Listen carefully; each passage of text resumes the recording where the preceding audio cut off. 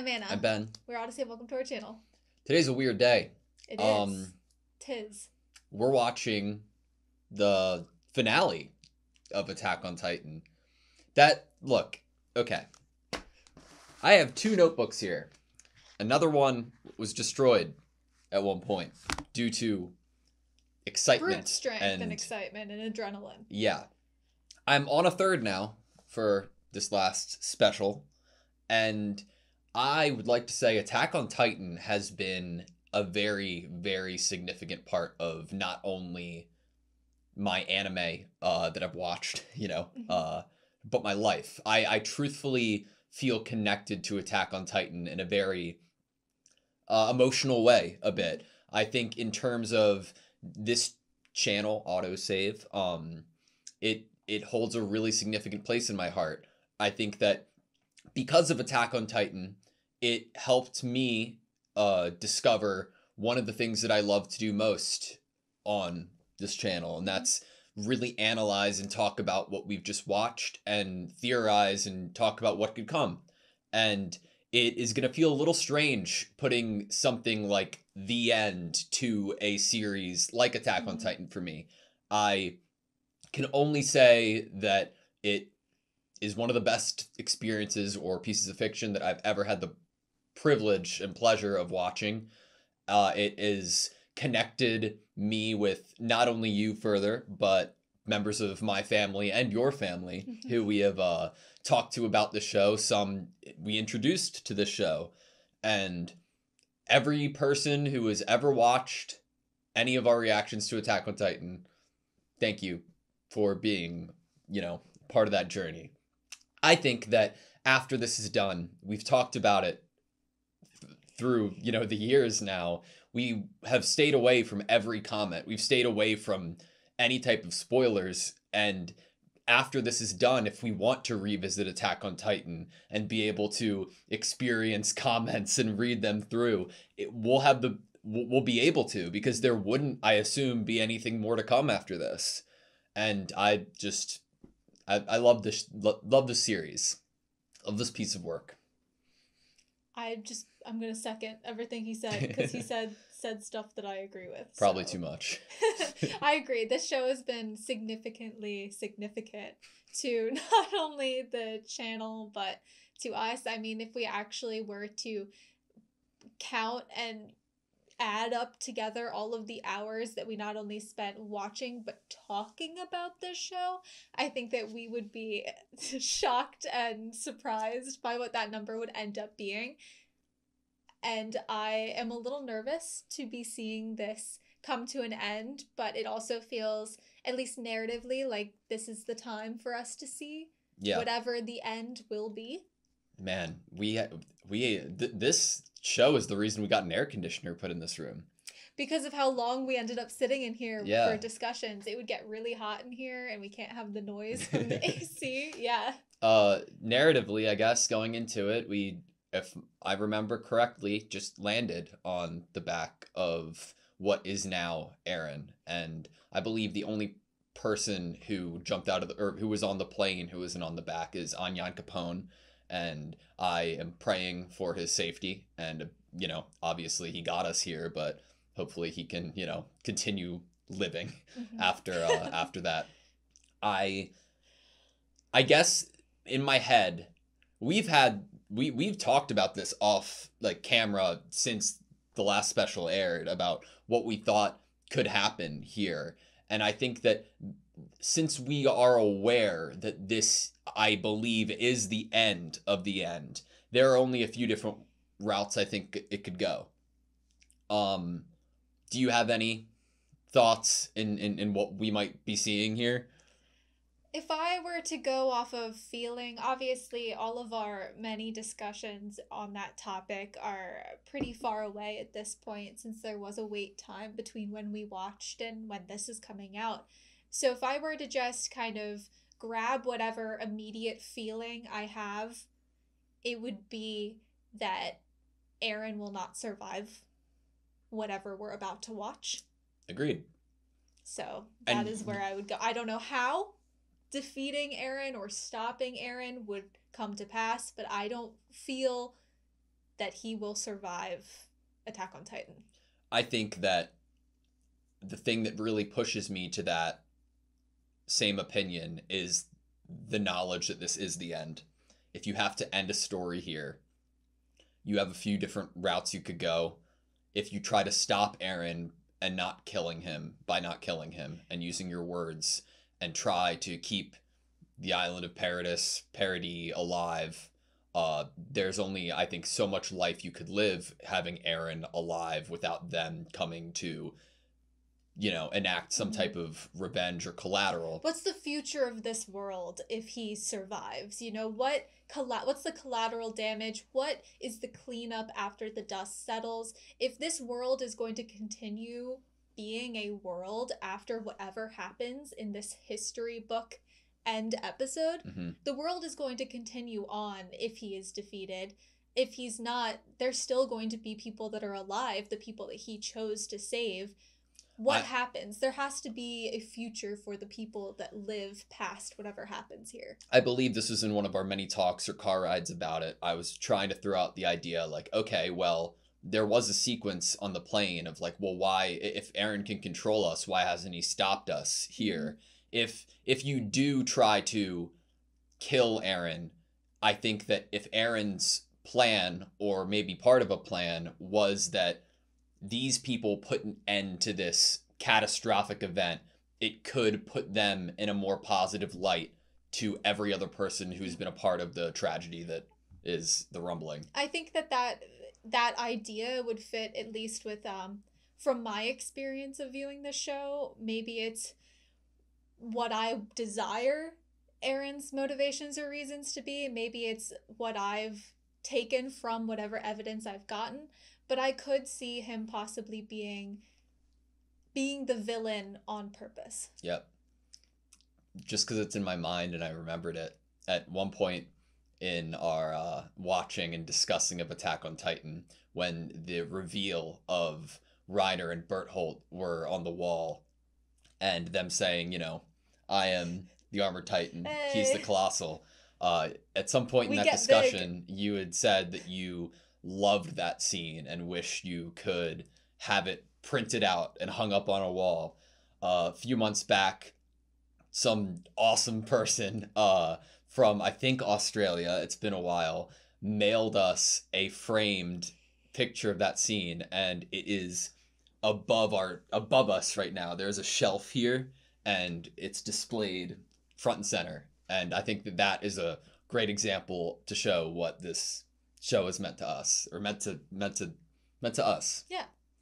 All right. Okay. You ready? Should we just keep talking? 'Cause Maybe. I'm nervous. Then it will never end. It'll never end. I like that. All right. You ready? Mm-hmm. Sweet.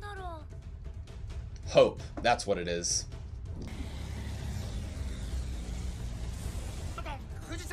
Please.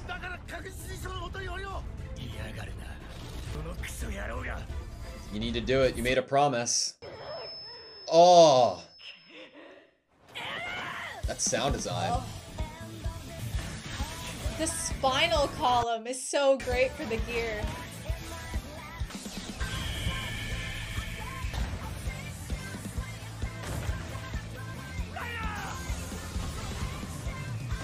Oh.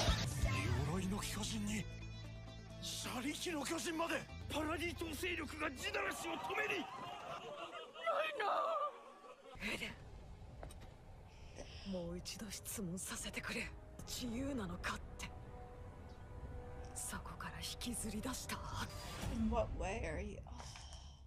I feel like I'm gonna cry too early. The battle of heaven and earth. Whoa, to go back to Ymir. Oh my god. She was the one.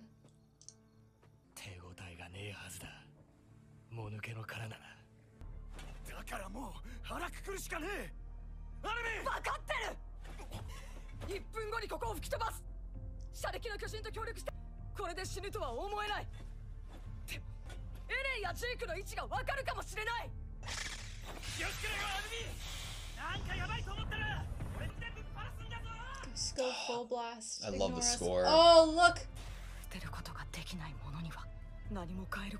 Whew, what a line. I don't let go, nothing will change. I can't cling to my comfortable hopes. What is the...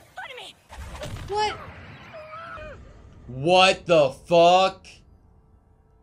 Is he seeing her? Did he put it in the mouth so he couldn't bite down?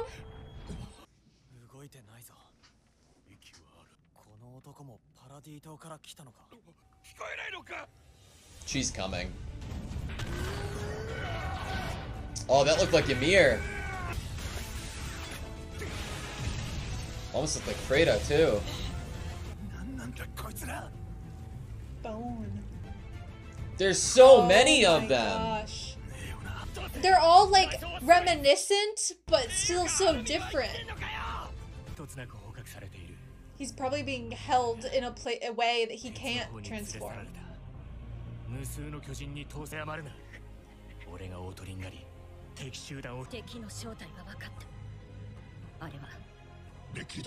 The past generations of the 9 Titans. A cart titan that looks like a dragon.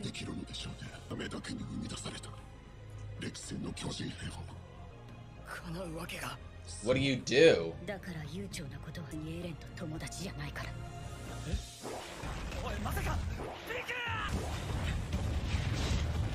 Peek's the one to charge off? I can't believe I ever didn't like Peek.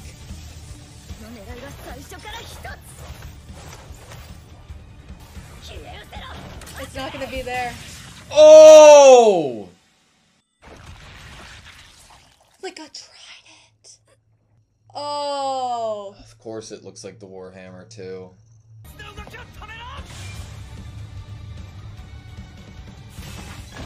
Woo!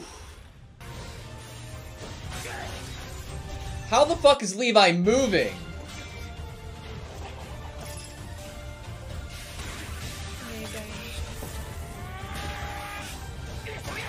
The animation, the sense of scale is extraordinary. Woo!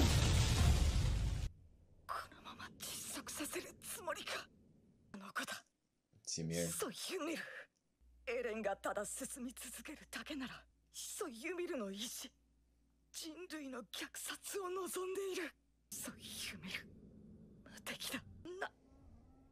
It almost looks like it where it began, right?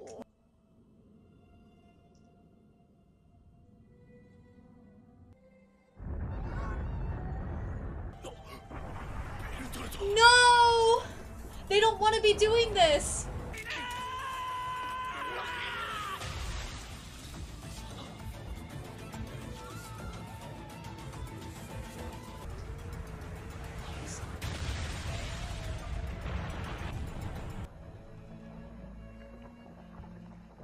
No.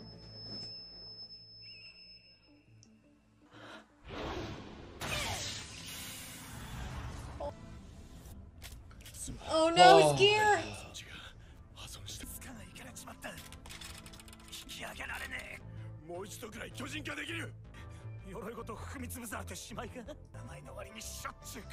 Oh.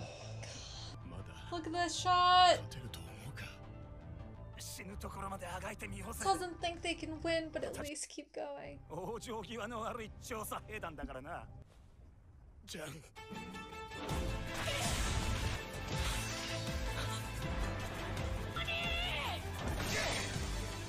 Levi. Oh! No! Distracting them for the other 4. Stop! Ben! Ben!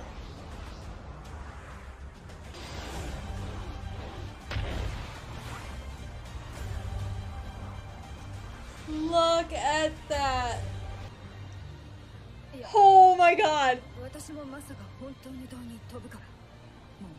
What choice did I have once I learned he could fly? Remember the Falco, first episode of Falcon. season 4? The visions of flying.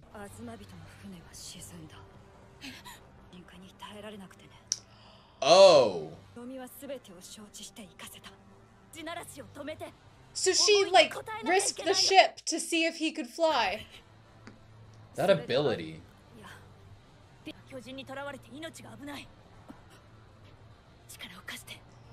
Was gonna ask about Armin, but...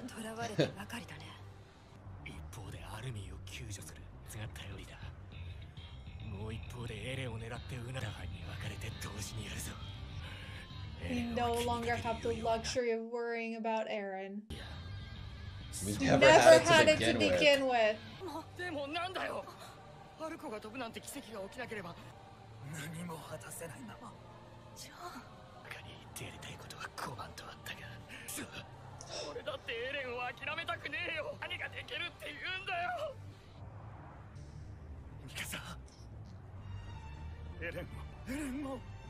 The expression.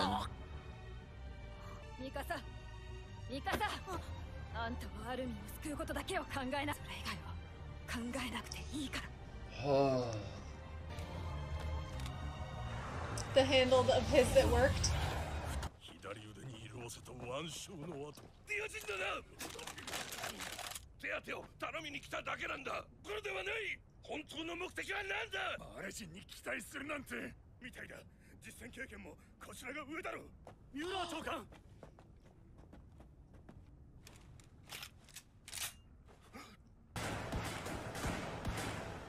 What the hell? What the?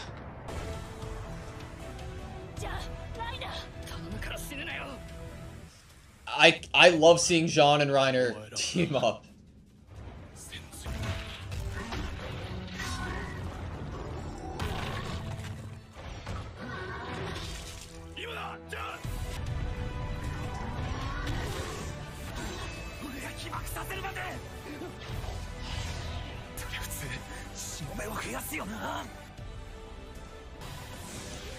Peak. Again. Oh. Nice. Was probably waiting for the right moment.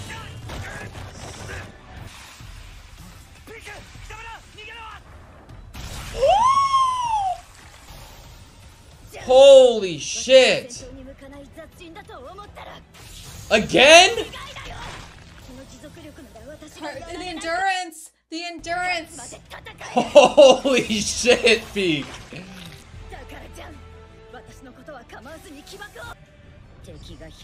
Oh, what a line! Against a million enemies. The pig one? A pig?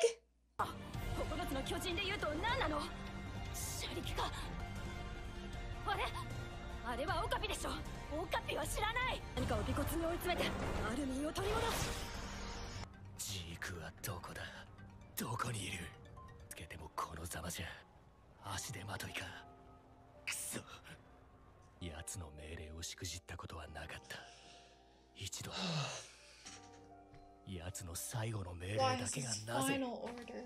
俺たちの役目はあそこで終わりだったのかもしれない。身に届ける。そこまでの役目だったとしたら、お前たちが捧げた命は踏み潰すためにあったのか。違う。巨人のいない世界は呆れるほどおめでたい。そうでなければ、あいつらの命と宮、お前を選ばなかったことに悔いはない。お前らと同じ目をした。あいつに未来を託したことに。Trust the future to Armin. We have to get Armin back. I fucking hate how it looks.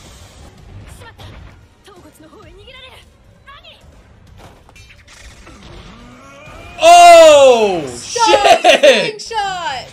What? They're protecting it. Oh no! Hardening. No!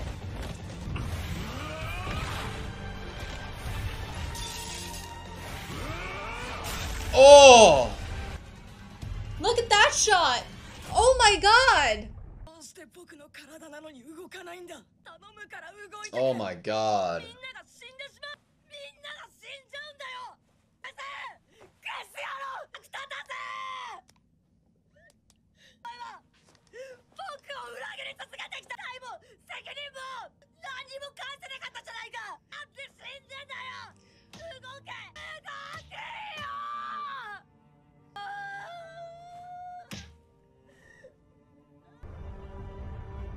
Oh, wow. Jesus. Not the fucking giraffes. The lines on the eyes, man. Just the looking down.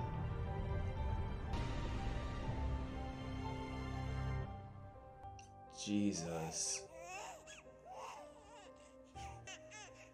Oh my god.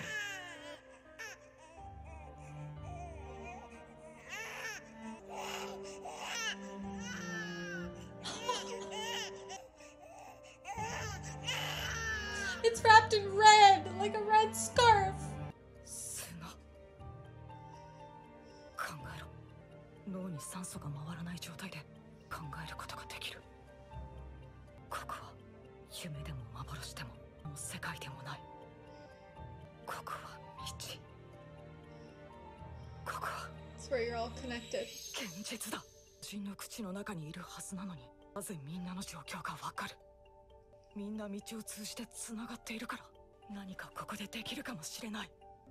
考えろ。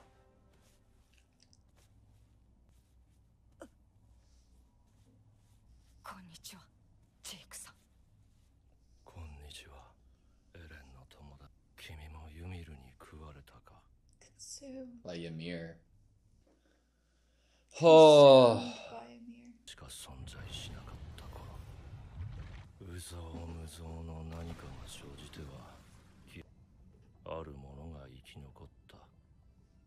それを生命と呼ぶ。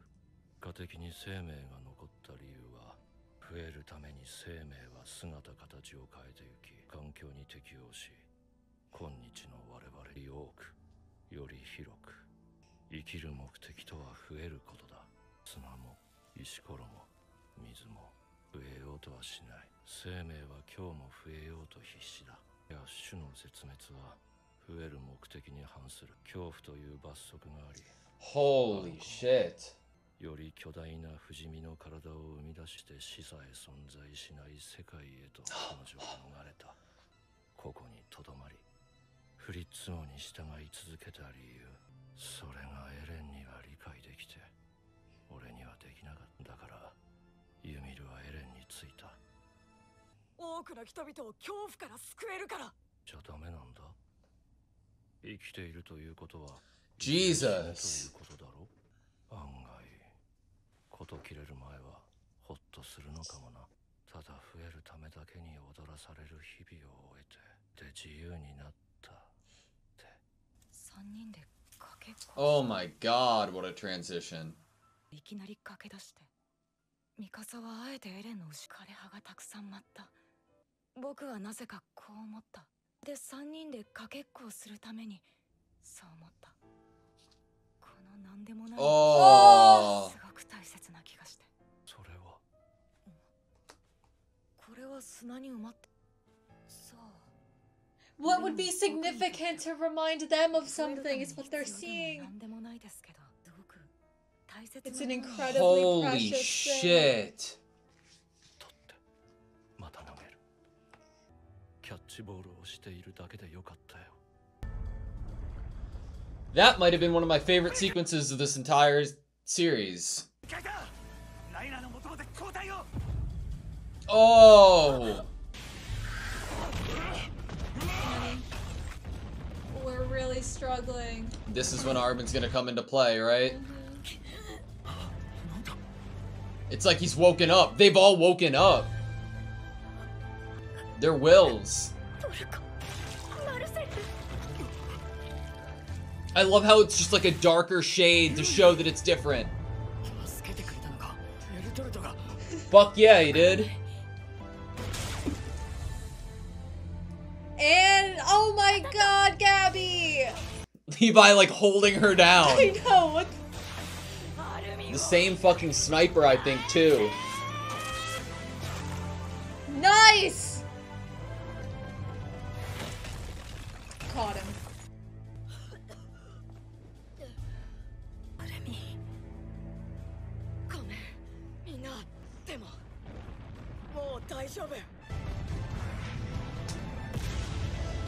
This is a fucking wild sight to This see. is so cool!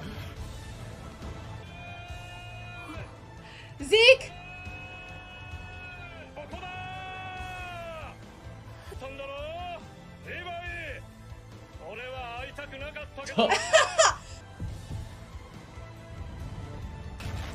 Zeke さんのおかげだよ Zeke が道の世界で眠ってたみんなを呼び覚ました上がりを求めているからだ Seeking connection. 僕らに何かを求めてベルトルトあなたとキャッチボールするためなら出てもいいかなって一応感謝しておくよ父さん Wow. 君から全てを奪った力大切な記憶も And your girl. ここでじっとしてられないみんな力を貸してくれ Oh. いい天気じゃないか早くそう思ってたらいっぱい殺しておいて That'd be asking for too much. Oh. Wow, that shot! Why have we stopped moving? Because of Zeke. And the lack thereof. 地ならしが止まった Oh, the color coming back in.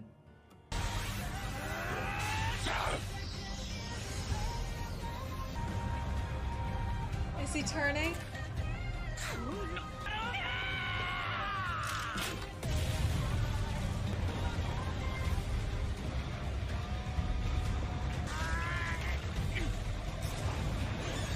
Oh, shit! What?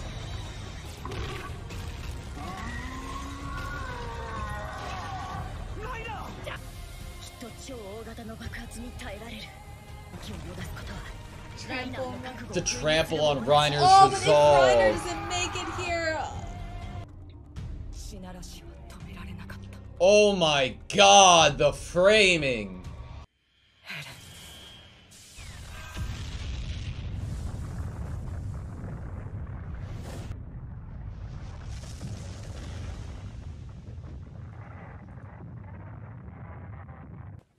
Why did those two things coincide? Why did we see his... Was that Historia giving birth? Yeah.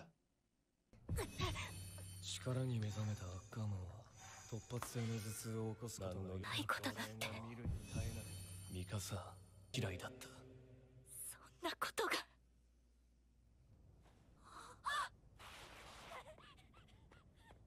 地ならしを止めたしどうして収容区からレオンハートさんがみんなをここまで率いたんだよ言ってあげて Is he still alive? The gun incident scared me. 出しておくべきじゃないのは確かだ I fucking despise it. What?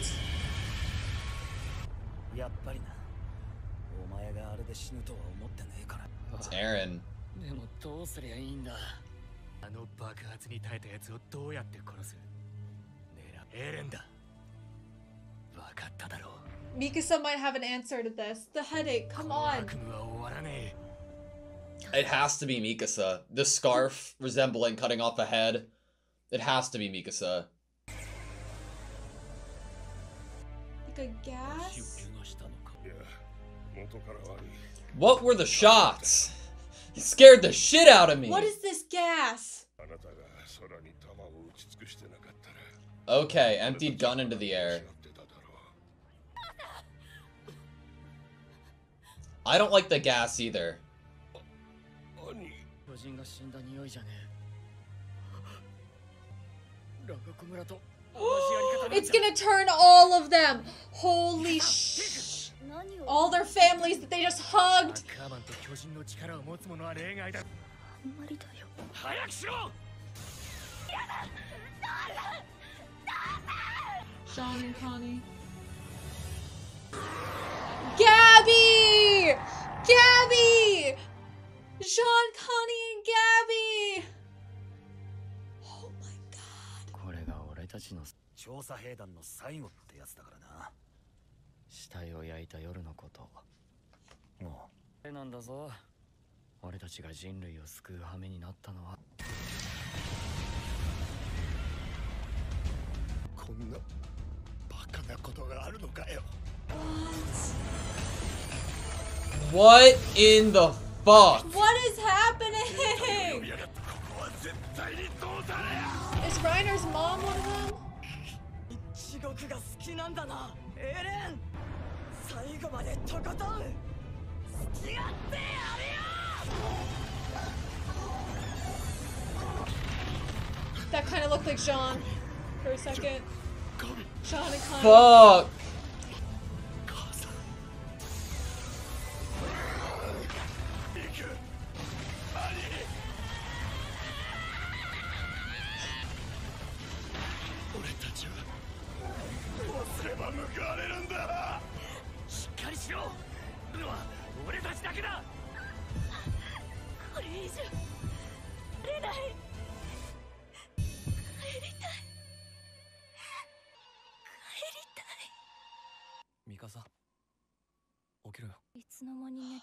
Is this like her dream of what their life would have been like?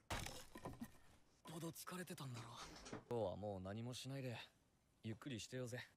なんで泣いてんだ。ここにいても I いいのか shouldn't なって be 気がして。 here. どうすることもできないだろう。すべてを放り出してここまで逃げてきた。マーレの戦争が終わって2ヶ月。逃げなきゃみんな殺される。俺たちは必死で探しているだろう。ヒストリアを地獄に落として永遠の殺し合い A をする。 what if? あの人間を大虐殺することもできなかった。あと4年の余生を静かに生きよう。で、2人だけで。ミカサ、お前じゃないか。俺が死んだら、このマフラーは捨ててくれ。この先も長生きするんだから、のことは忘れて、自由になってくれ。 Oh my god, the silhouette. 忘れてくれ。 Oh my god. Forget about me. できない。 Can't forget about you. エレンは口の中にいる。協力して。了解だ、ミカサ。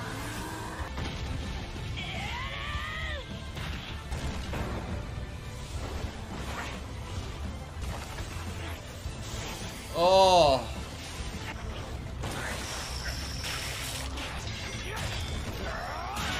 Oh, what a sequence!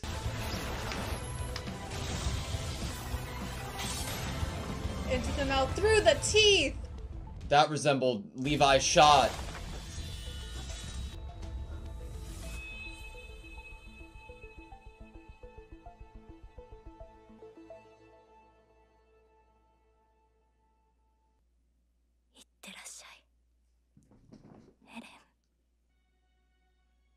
Oh. The connection.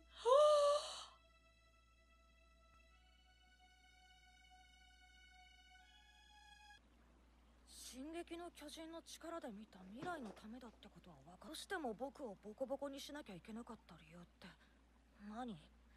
膝蹴り入れる必要。突き放すことに必死で、自分でもちょっと何やってんだろうって思いな。それは僕じゃなくミカサに言うべきだよ。あんなデタラメ言って傷つけて。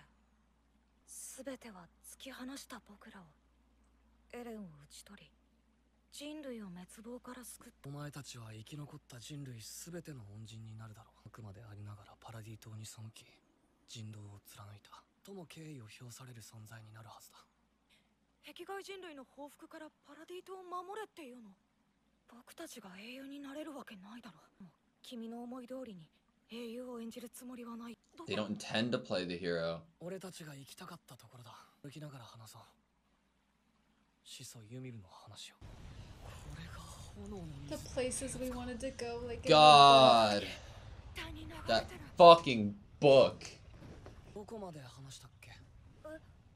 始祖ユミルがに従い続けているから巨人の力が今も存在するって。故郷を焼かれ親を殺され舌を抜かれた相手に道で彼女に触れて感じたことがある。始祖ユミルはフリッツ王を愛していた。2000年経ってもユミルを縛り続けていたものの正体だ。ユミルの心の奥深くまで理解することはできない。Parallel to the line of Mikasa about 彼女が苦しんでいたことは確かだ。苦しみから解放してくれる誰かを求め続け、ついに現れた。それがミカサだ。They're aging. ミカサって言ったよ。やっぱり聞いてなかったが、始祖ユミルにしかわからねえよ。俺もまだミカサが何をするの実に分かっていたことは、ミカサがもたらした結果、その結果に行き着くためだけに俺は進み続けた。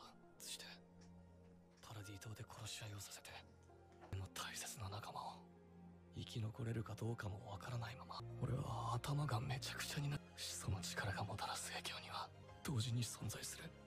あの時ベルトルトはまだだから見逃して朝に向かわせたの。行こうヘレン。でどう思ってたのさ。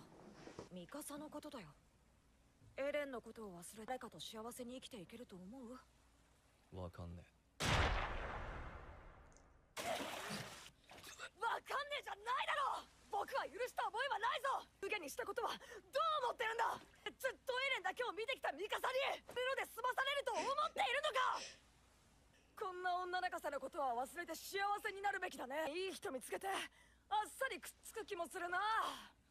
そんなのやだ。ミカサに男ができるなんて今日思っててほしい。俺が死んだ後もしばらく以上引きずっててほしい。そこまでかっこいい。ミカサには言わないでくれ。He has to keep the cool guy look. 幸せになってほしいんだ。死にたくねえ。見てと一緒にいたい。諦めずに探そう。俺と同じでみんな死にたくなかったはずだ。なのに。Oh my god. The footsteps. 8割だ。80%? 人類の8割を。Oh my god. It's in like a future tense the way that he says that. 人類の根絶を完遂しようとしてお前たちに阻止される。その結果が8 It's like a narration almost. 世界はパラディ島と同等の文明レ Same ベルに level 陥 of る the civilization as 一方的な報復戦争にはならぬ争いは終わらない。 This conflict doesn't end. なんだよ、僕たちがやったことは無駄だって言いたいのか。まだ起きてない虐殺を止めるんだ。お前たちが救える人類は2割までだ。決まっている。決まっている。自分で殺したんだろ。何度も試みては失望したが、疑わぬまま起こることは変わらなかった。アルミ言った通り、俺は自由の奴隷だ。バカなことを取り返しがつかないのか。こんなのは解決じゃない。本気代だとこんな冗談を真に受けるやつがある。確かにこの戦いは終わりが見えないし、僕は何度も繰り返されたよ。きっとそれでもいつの日かきっと分かり合えるってささやかな願いさえ。もう垂れた教訓は殺すか殺されるか、それだけを僕たちのためにやったっていうのか。俺は平らにしたかったんだ。この景色が見たかった。なんでかわからねえけどたんだ。どうしても全てはお前らを守るためだ。サシャもハンジさんも俺のせいで死んで殺し合いまでさせることになった。どうしてこうなったのか。バカだからだ。溢れたバカが力を持っちまった。こんな結末を迎えることしかできなかった。 because he's an idiot. That's why this resolution was the only.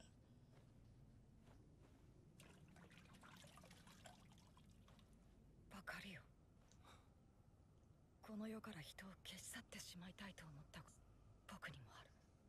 嘘つけ。お前がそんなことを思う。誰も思わないだろうね。人類の2割を救った英雄だから。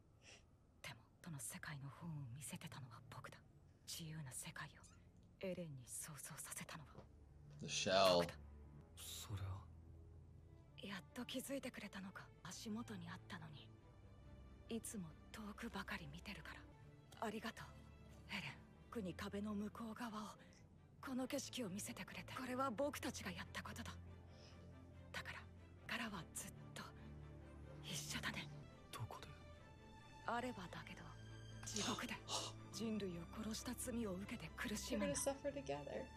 二人で。時間だ。ここで過ごした記憶は消すが、た時にまた思い出すだろう。そしてその次に会う時は。ああ、先に待ってる。地獄でずっと一緒だ。もう怪我は治ったの？あれ、うん、時間があったから。It all happened before the final fight even happened. Oh my god. What a sight.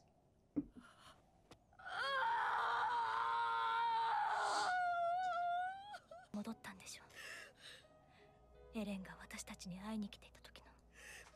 Two. ミカサがもたらした選択の巨人の力をこの世から Oh my god. 消し去ることになるって。クソ。律儀なクソバカ野郎め。お前ってやつは。母ちゃんも人に戻るって。Aaron went and spoke to all of them. あいつが私たちに。 That means there's no cap on the people's lives who were Titans. 余計なお世話なんだよ。お前ら見ていてくれたか。お前らが捧げた心 So you gave your hearts for.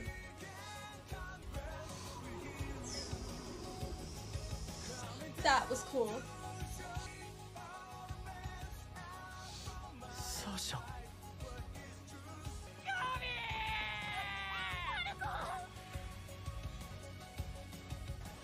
母さん。鎧の巨人じゃないみたいなんだ。本当かい。 Thank goodness. それはよかった。 Wow. ずっとこれ以上何も You! 言えなかったよ。 You! もう行くね。どこにいたらきっとエレンはきちんと埋葬させても静かなところで眠らせてあげて。 The tree, right? I エレンは think. いつもあそこで居眠りしてた。いい場所だと思う。 It's gonna be a long walk. エレン・イェーガーは死んだ。巨人の力もこの世から消えた。ただの人だ。証明できるか。今証明してくれ。人か巨人か。こちらが未だ巨人の力を有しているの。銃口を向けられた今も無力なままであることはあれが人である何よりの証明です。 This mirrors Armin's first speech to save Mikasa and こ Eren. のエルディア人アルミン・アルレルト進撃の巨人エレン・イェーガーを Taking responsibility for it Being the too. hero. Holy. あなた Oh, wow. 私の頭の中を覗いていたのは Thanks. あなたの愛は長い悪夢だ。あなたに生み出された命があるから私がいる。おやすみなさいユミル。 Historia's kid? Yeah. 天と地の戦いと呼ばれた 3 あの日から years. 3年。 The battle of heaven and earth. もない数の Look 命 at が that. 奪われ Nature's growing back. 癒えぬ傷跡に苦しまれていることでしょう。イェーガー派が取り仕切る軍を結成し、向こう側で生き残った人類の報復を恐れてなんとなり声を上げます。負ければ死ぬ。 Oh my god. 戦わなければ勝てない。 Sasha's なっ parents. ても争いはなくならない。以上先の未来まで見ることができなくても鮮明に見ることができました。この結果はエレンだけの選択ではありません。がもたらした結果がこの世界なのです。 Wow. 戦わなくてはなりません。これ以上戦わないため、彼が私たちに望んだ人生ではありませんが、私たちには託されました。残された猶予をどう生きるか。巨人のいない世界を。リアの筆跡は美しいな。 Oh. Is that Jean in the mirror? Did Connie grow out his hair? 気持ち悪い。そういうジャンは頭の毛。間違えてないか。お前の寿命が伸びて残念だよライ。アルミ、本当にうまくいくと思う？島を裏切ってエルディア国民が崇めるエレンを殺したの連合国大使を務めるなんて。 Oh my god, Connie. 撃沈されてもびっくりしないと思う。あのバカ野郎が押し付けた世界の英雄の役がこれだ。なんだ兄、今さら生きて帰れるつもりで船に乗ったのかよ。花から自殺しに来たわけじゃないんでしょ。ってることが答えさ。 He already said he would join Eren in hell. 諦めの悪い連中だから。私は憲兵だけど。ないさ。僕たちの物語を。 Oh my god.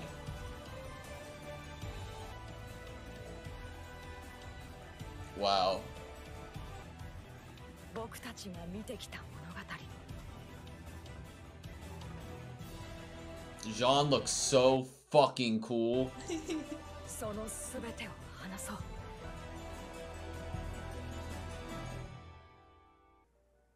エレン、もうすぐみんなが会いに来るよ。嬉しいでしょ。 Wow.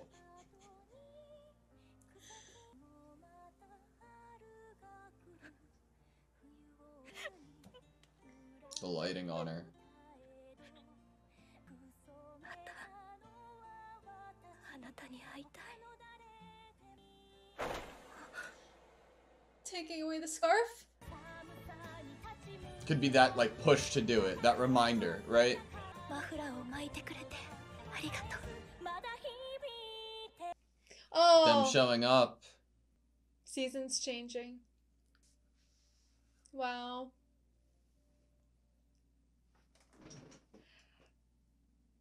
Mikasa and maybe Jean and a baby? Mikasa when she's older, maybe? I need it bigger. I couldn't see it. I don't have my glasses on. And now Mikasa has passed. Whoa. Wow. The shells.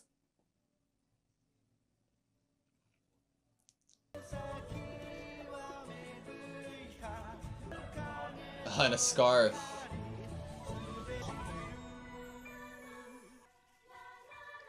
To go in it like Ymir went in that tree.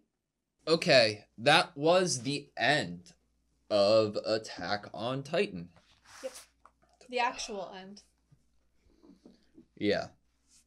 Wow.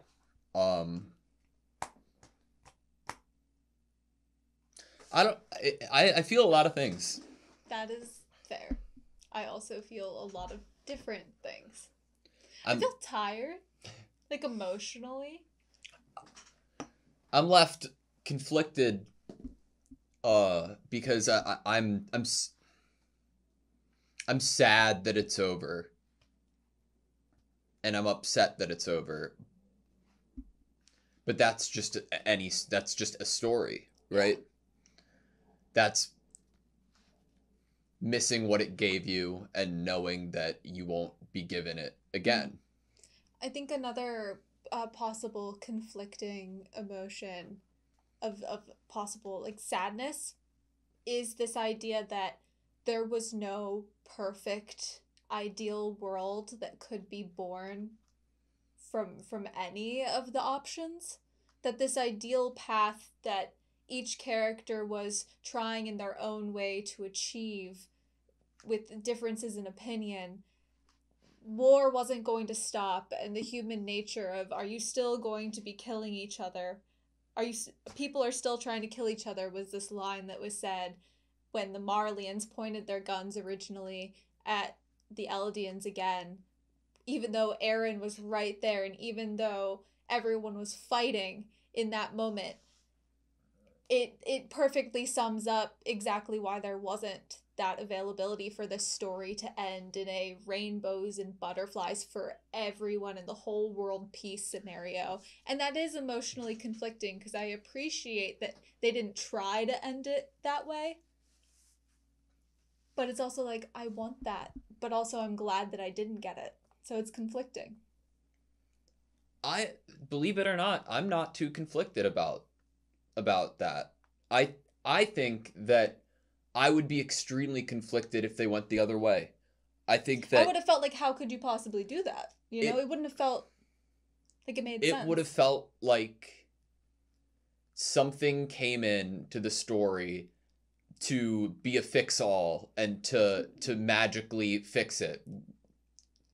And I don't think that that's the nature like of Attack on Titan. All of their Titan powers just sparkle, vanish away from them, and everyone just hugs and is like, yes, we're all together now, and we can be happy on this paradise on Earth now that no Titan powers exist and we can all be friends. Like, I feel like if you possibly agree with me that would have been like, wait, where'd that come from narratively? You'd be ignoring every thematic tone and serious topic that went into being touched on, I think. I think that what does that make everything, all the fucking horrific atrocities that for an anime about big fleshy people killing a bunch of things, and there being a power that leads to a realm that isn't life nor death, and being able to see the future and the past but having trouble differentiating it. It is very much so based in the nature of humans, and if you try to take that away from the biggest ask, that being the ending to a story, you've inherently done a disservice to that story. I think that the writing of this story of Attack on Titan was an attempt at recreating in a fantasy world the most realistic depiction the author or mangaka could possibly muster of an example of humanity, of what they see in humanity, what we've seen in history books over and over and over again on repeat. It was their attempt at showing in story form, in an anime, in a manga, their idea of a realistic portrayal of the nature, the instinct of humanity. I think that if I had... Sorry. No, go on. I think that I couldn't wimp out now, you know? Like, you can't just give these 4 seasons, these horrible things that we've had to witness, these emotional roller coaster, these really tough ideas that are sickening to think about, and then you could never just wimp out at the end. I can't be like, as a viewer, I watched all of that, but I want to wimp out at the end and not have to see that there were any more fights, not to have to see that there was any more war. I can't just wimp out after everything that I've been shown and the story that's been told. It's so difficult. There's so many real things that happen in this story that between two different countries or sides or races in of itself, that there are certain things that you don't, that if you feel like you have the right to talk on or say, you've inherently missed the point. And I think that out of every line in this special, whether it was I'm the one who sent it towards my mom and not him, or suffering in hell together, I think that my favorite line of this special was, "I'm an idiot." I agree. I think that It was not anything that I would have guessed before going into this episode that Aaron would say. We might have been on track in terms of what his thought process was. Yeah. But how he viewed himself in this process was not something that I don't know if you did, but that line surprised me. And it was almost a pleasant surprise. I think that's why it sticks out. What do you look for in an ideal version of a protagonist, if not a type of flaw? I don't know. I obviously everybody's different, but there's one of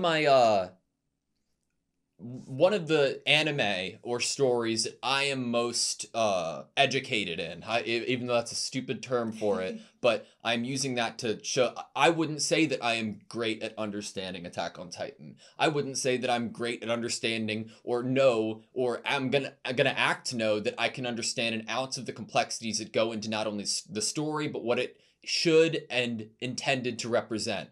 But to go off of something that I am well equipped on is Dragon Ball. Dragon Ball Z. Dumb comparison. Dumb potential to bring it up here, but I do for a reason. One of the biggest misconceptions about Dragon Ball Z because of its anime adaptation is that Goku in Dragon Ball Z is a sort of hero who wants to save the world and everybody in it, and that's his main focus and drive, much like a Superman-esque, interpretation, where that's inherently wrong. There was a interview that I saw with the author, or read, about how he is aware of that misconception in terms of the anime, and it's not that. It's almost a poison within the character of Goku that pushes him to fight regardless of consequence, or want to fight against somebody stronger. And when I say that, what do you want in a protagonist? A flaw? No. Like, that in of itself is a flaw to explore, but it's something that's inherently unique about a character. And I think that the awareness that Aaron had in his conversation that we got to see with Armin was something that was so unexpected by me, because it's something that, like, it took so many different turns. The awareness of being an idiot, and then talking about, like, Mikasa in the way that he did, and when he was like, no, I don't want her to get over me. I want her to think about me for at least 10 years. Like, who are you writing the character for? To try to, like, to be true to the character that you feel that you've written, or to be a character that is a god and has...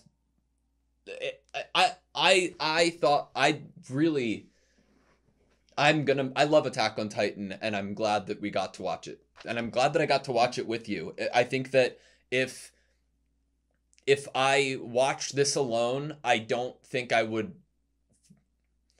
have felt the way that I do about it. I'm glad that we were able to watch together. We were and able to talk about it. Yeah. I think talking about it and really figuring it out to the best of our ability, which, while not perfect, I think that we have come to somewhat of interesting understandings about what Attack on Titan was showing us.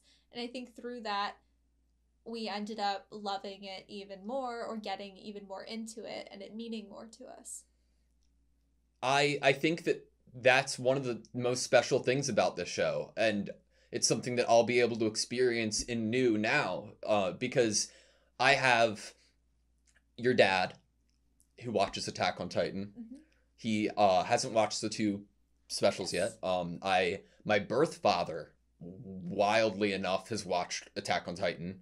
My little brother, my biological little brother, has watched all of Attack on Titan. Your cousin has, and my best friend in the world. Oh, and my uncle. Your uncle and my best friend in the world, Noah, my cousin's dad, have watched Attack on Titan. And one of my favorite things about this show is it takes something pretty fucking profound to be able to breed such conversations that we've had on and off camera and have each person in that party and interaction feel like they can genuinely and immersively talk to somebody else about it. And now, since it's done, I'm going to be able to talk to all of those people for the first time about the series. And truthfully, for the first time, not like, oh, did you like season 1? Good. Like, to really get into some of this stuff. And about it. I'm so excited. To have more than just surface level conversations about a show that we enjoyed and that we are aware that family and friends have enjoyed, to actually get to have more of a meaningful conversation about the show. Yeah. After now finishing it, that's definitely something to look forward to. I know my dad wanted to wait until both were out in the dub, but also for both the specials to be dubbed so that he could watch it in just like continuous. Yeah. My little brother and my best friend texted me yesterday or and last night about it. And my cousin texted me last night asking if we'd watched it yet, and I'm so excited. Other than just, I guess, feelings of briefly talking about the ending of a series and things like that, there were a lot of things that did happen in this special that I think that we should at least touch a bit upon, you know. I thought that one thing that Attack on Titan has never failed at doing successfully is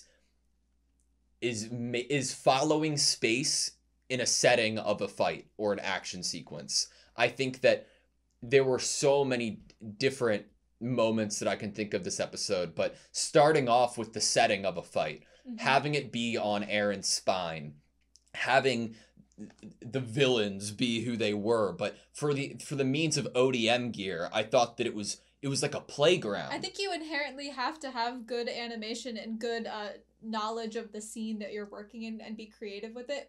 With an idea and a creative element like ODM gear, it's like the world's your oyster with that. Like, you can be so playful and so exciting with how these characters are moving about the scene.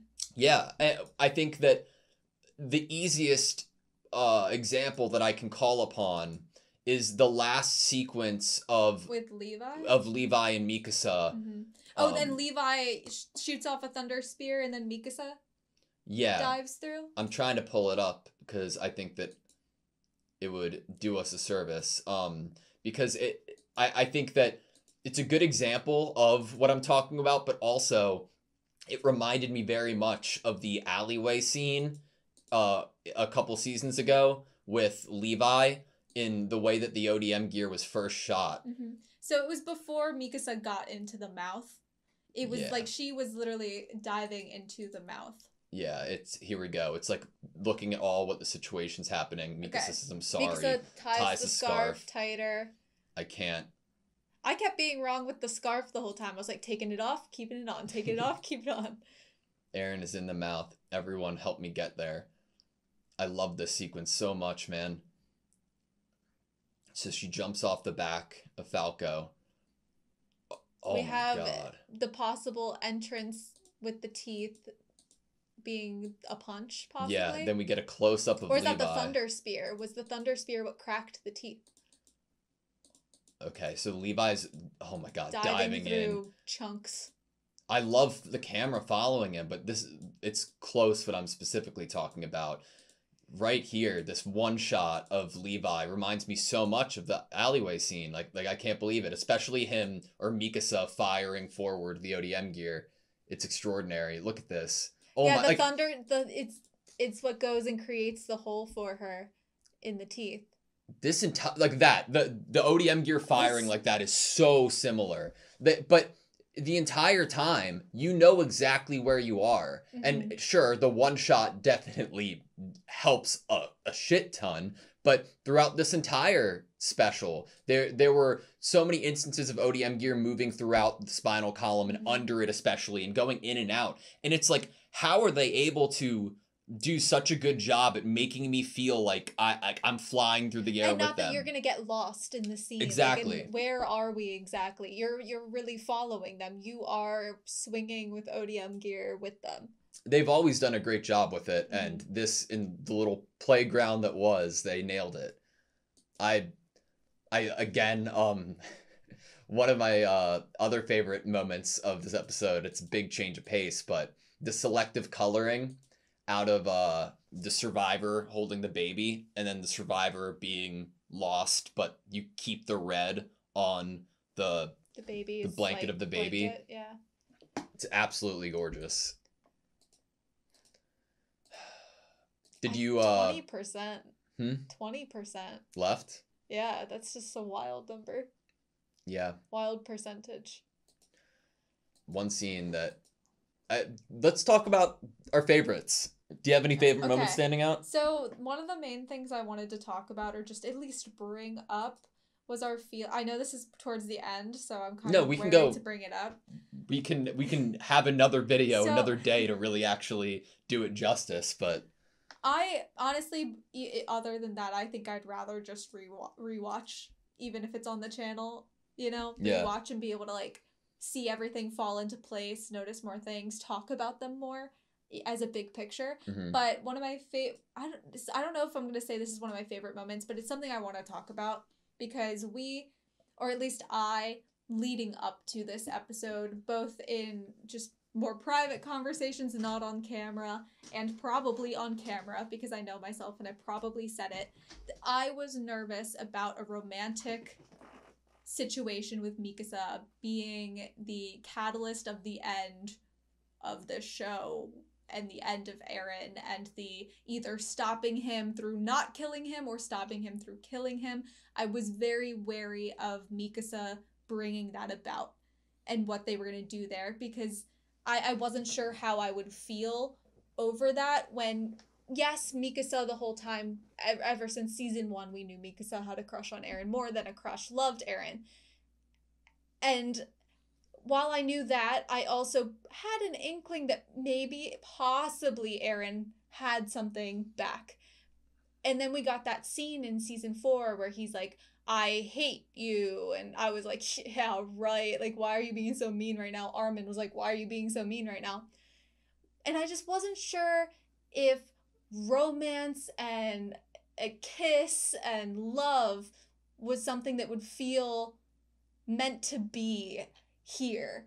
And I was really worried about I was really worried about that. I was like, it could be good, it could be completely fine, it could make sense, it could work, but it also could just feel like easy, like, oh, I kind of had a romantic element here that might leave viewers in like a good place, a happy place, like in their heart. It's like that tragedy love story, you know, like people love a tragedy love story.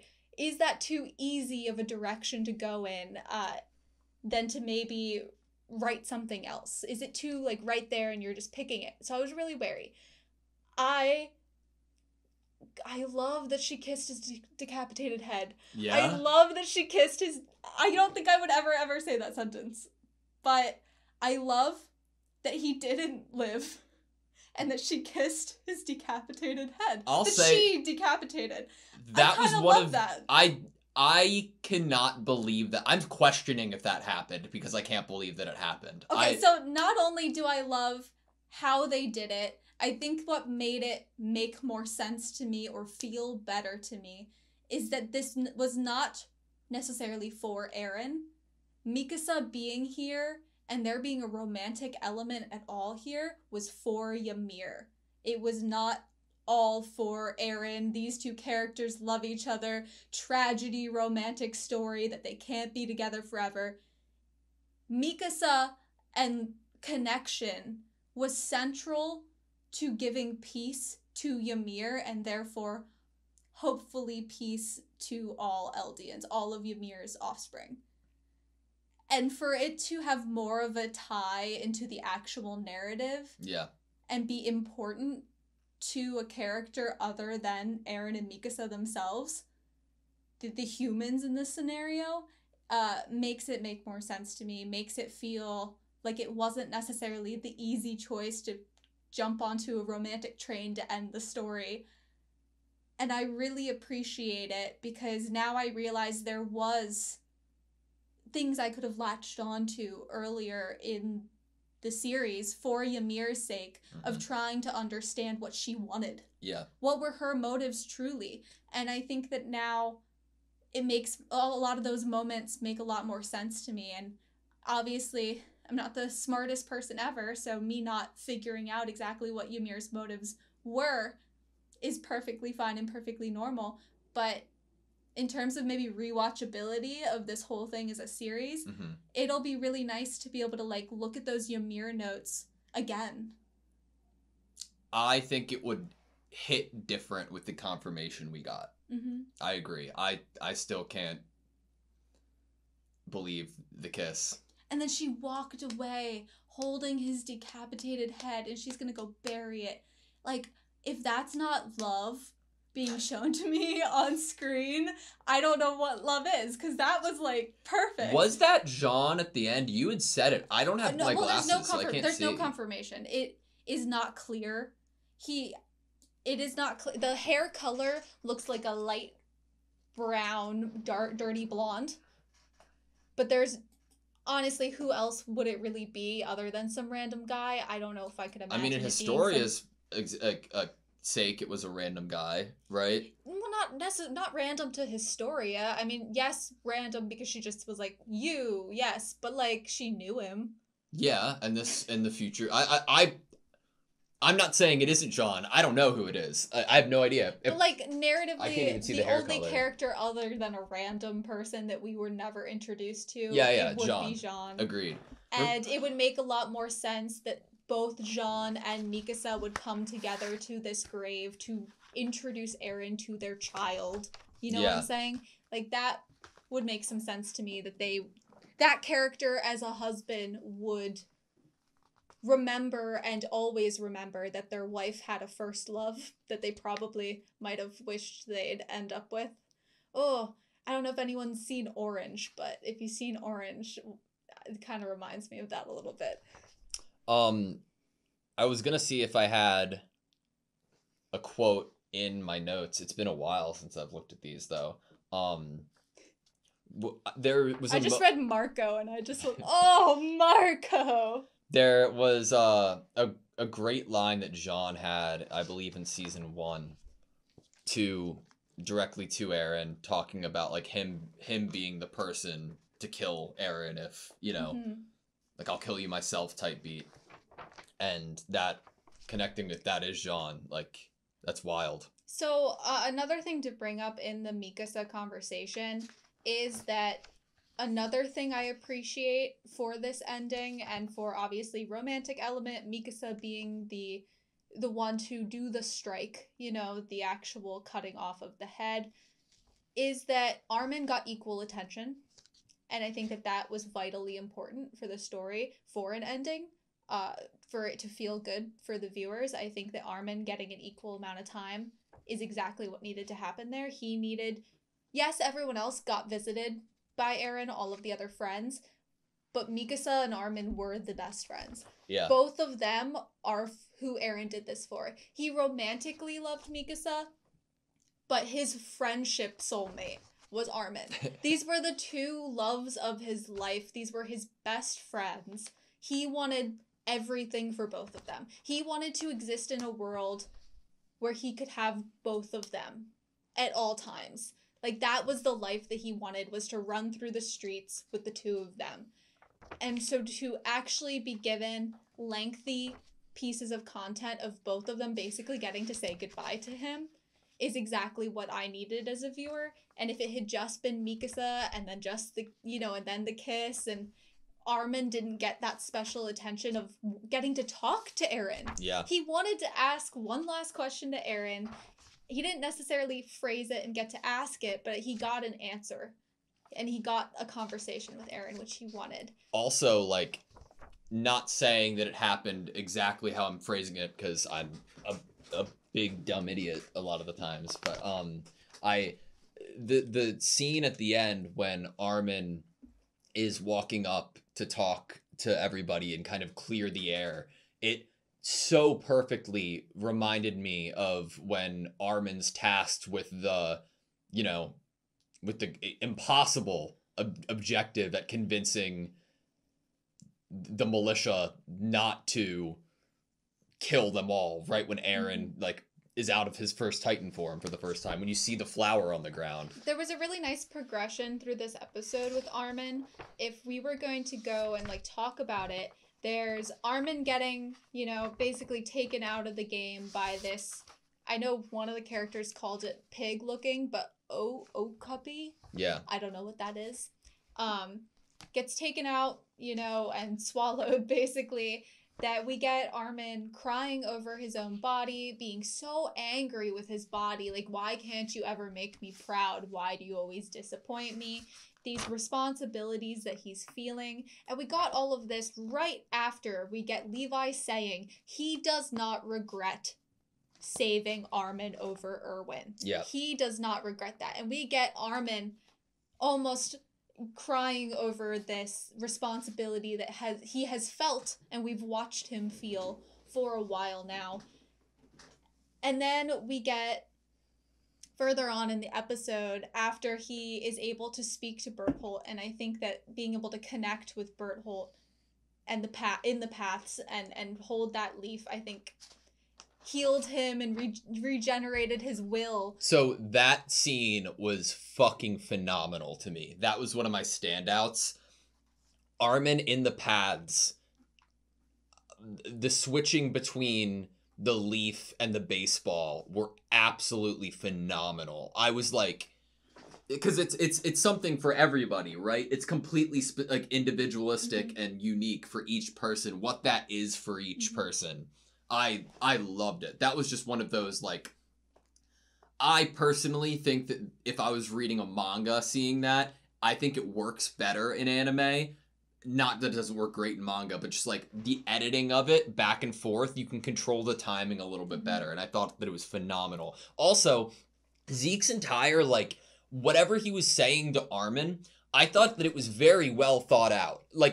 I was happy and excited to hear what Armin's response inevitably was that motivated Zeke to change his ways. But every word that Zeke spoke there felt like he had been there for 1,000 years thinking about it, and then that's the conclusion that he came to.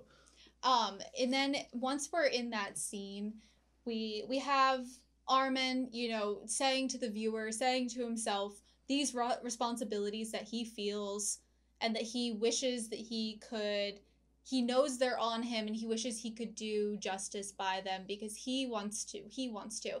And then when we get to Eren and we have Armin talking to Eren, we have originally at the start of the conversation, what makes you think that I want to be the hero? I don't want to take this job, this responsibility of being the hero that you are forcing upon me. You're forcing upon me to be, as they said at the very end of the episode, an international hero. And then we keep going with the conversation and beautifully step into the world of Armin's book so perfectly that then we get Armin taking more responsibility than ever by lining himself right next to Eren and being like, if you're going to hell, then I am going there with you. Yeah. We are the ones that did this. And once he gets out of there, he does the hero act. He does it. He takes responsibility for these 20% of people that are still alive, the people that care for him that are still alive, that Eren wanted to save. He takes the responsibility for them, and he goes and he does whatever act or whatever actions need to be done to ensure that killing 80% wasn't for naught. Seeing, I'm just trying to clarify here because I could totally be off base. It seemed like that conversation happened last special on the boat before Annie came up, which is like, because right after we got out of that world, it showed them both showed Armin on the ship, like looking at the bird. And I assumed that that's where it took place. And then the memories were taken away from him, right? Mm-hmm. Okay. God. They had all previously had this conversation with Eren. I wonder when it happened for all of them that they actually got this, but it's so awesome that it all gets restored to them in Yeah. that moment. They've all had the conversation. They've all come to peace with him and come to understand him, but then forget. They're probably on that plane that whole time being like, we don't know why Aaron's doing this. But what if they knew that whole time why Aaron was doing this? Yeah. They've already talked to him about it, but Aaron, he knows that maybe some of them, if they actually knew beforehand, would their actions have changed? Maybe. So he has to take away their memories of it. What'd you think of like Mikasa's vision of her and Aaron if they chose to do things differently? And spend the 4 years that they had there together away from everybody else. What did I think about it? Yeah. Other than liking it, it is this it is very kind of cute that it was this crafted, like, That day we cast everything aside. this to run away crafted to this fake place. future. You know, for Armin, it's we're meeting together in the past, and I think that that's really interesting. That with Armin, we're meeting together in the past and then coming together in the present during our talk. Yeah. And for Mikasa, it's all in this fake future that never got to exist. That's rather sadly romantic to have done it like that. It's kind of otherworldly to see these characters say these things that we're jokingly saying like what if, right? But like I couldn't bring myself to plunge Astoria into hell and commit an endless cycle of killing. And I couldn't bring genocide upon all humanity outside the island. Like, looking at Aaron's face say that. And then, like, obviously, so let's live out my remaining 4 years in peace and quiet. We get to see the shot where that decision would have been made. And that's, like, and this isn't so just fresh. for Mikasa. This, having the talk internally with Aaron here, having these moments and these memories fabricated in the way that they are, isn't just for Mikasa to be able to remember and live with those memories and live with those conversations she had with him. It is completely for him that it is this way. That it is a what if scenario of what if he had just gone with what she said in that moment and he got to live the rest of his life with her. It is something that he even would want to live through and experience before he died. He knew it couldn't be the path that he actually picked because he could see the future, but he at least in memories could experience it. Yeah. Even if it was fabricated. That fucking Falco bird thing. I couldn't decide if I thought it was like really cool or really scary.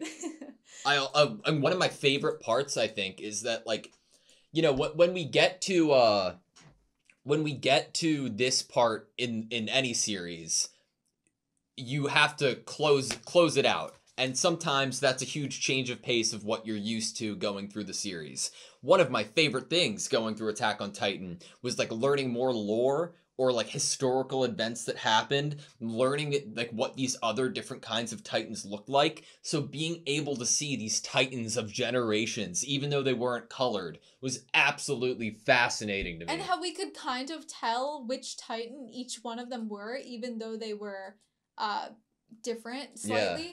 I think one of the highlight moments of this episode, if I'm actually like trying to think about it, you know, and not just be in the feels, I think that one of the real highlight moments of this episode that probably will continue to be that is the moment that the Titans that were the consciousness or souls of those that were allies or friends or family of ours start attacking on our side as allies.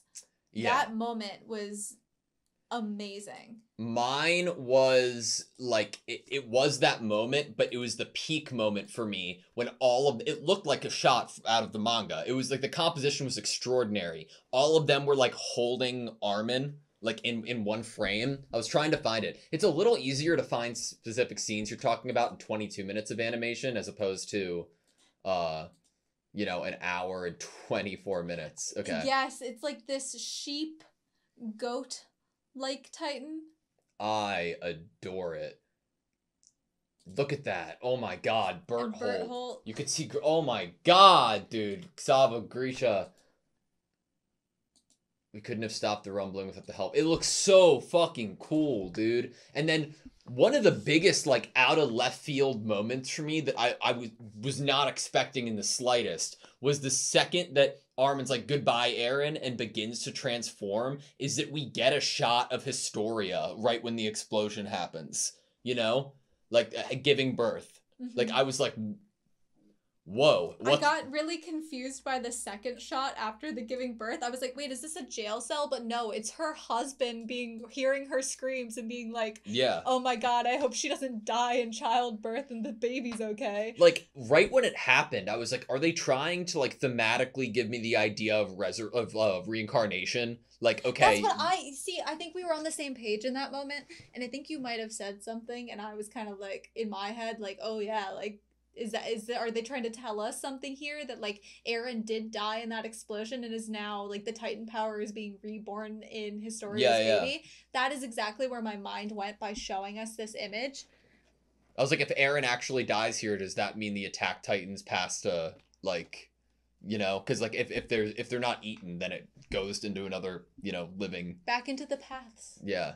So do you think the paths still exist inherently? No. Well, I don't think all of them can connect in the same way that they used to if they lost the Titan powers and Ymir has passed on. Okay. You know? So obviously the Titan power's gone.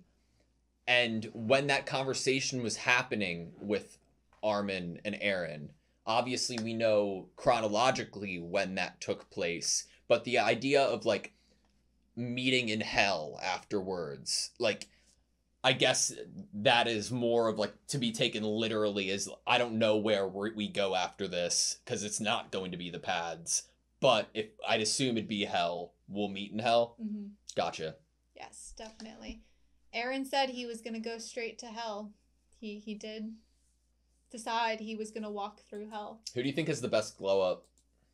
I like Annie's like asymmetrical bang look. I definitely like that a lot. I think Armin looks pretty sick. I think Armin's hairstyle is a lot better in this glow up version of himself. I definitely think that. Connie looks pretty great as well. Connie looks great with hair. Connie's mom's alive. We can be happy for that. John. I know you liked John's hair. It's so interesting. John's choices always fascinate me. Levi with didn't that, really with change one too eye. much. Yeah. I don't think I've ever thought I'd see Levi handing lollipops out to kids.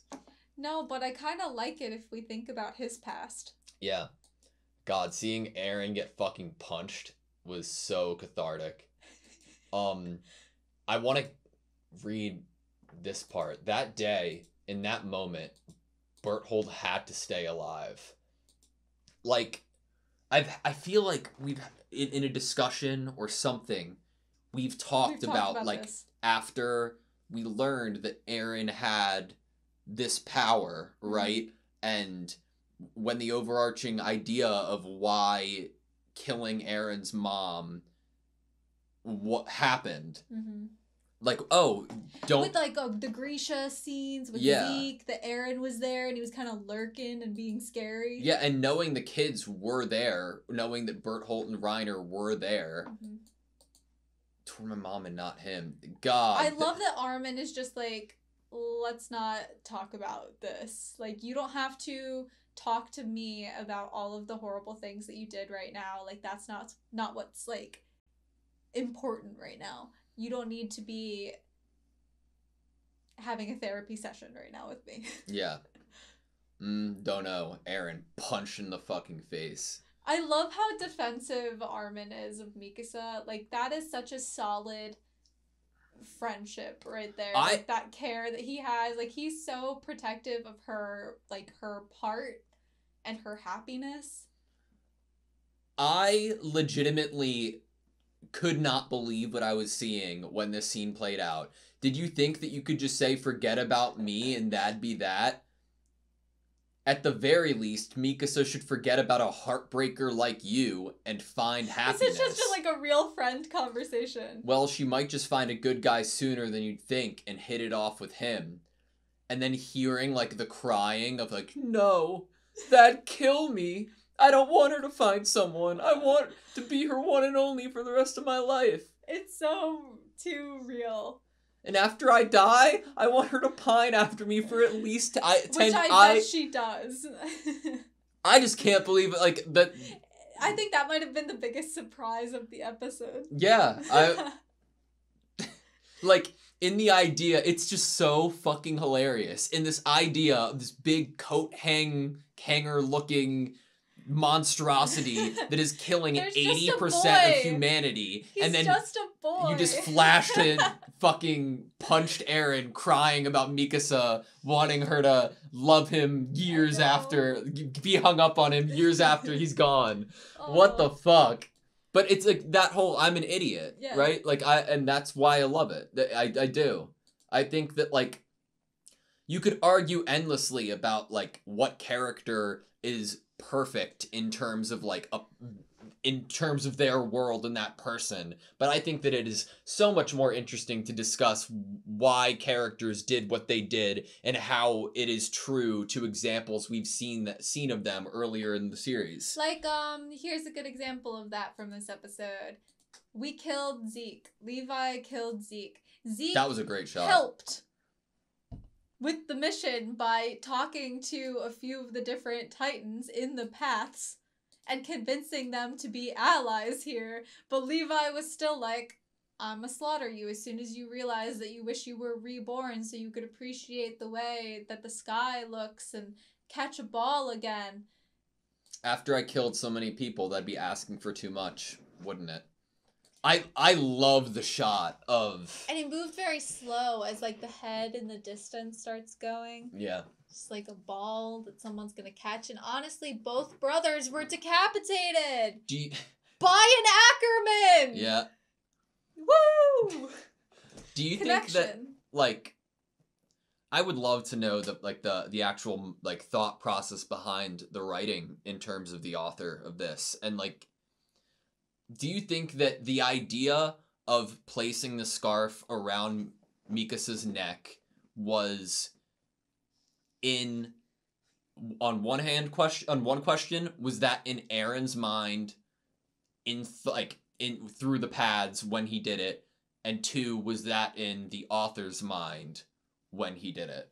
Was that far thought out? Was the significance of the scarf that thought out? Yeah. Originally. I would love to know. I mean, that just is like one of those questions of like, how did the author write the ending of this before writing, or before releasing the first part, or at least write pretty far. I think that at some point we do realize, the significance of the scarf, and then once we realize that it's still used thematically and just as an object there to hold significance on screen. Yeah. So it's still used as a symbol once we've found out what it was and what it represented. So it could be that they just had already decided what it was going to signify or symbolize, and then kind of already knew that before anything was published.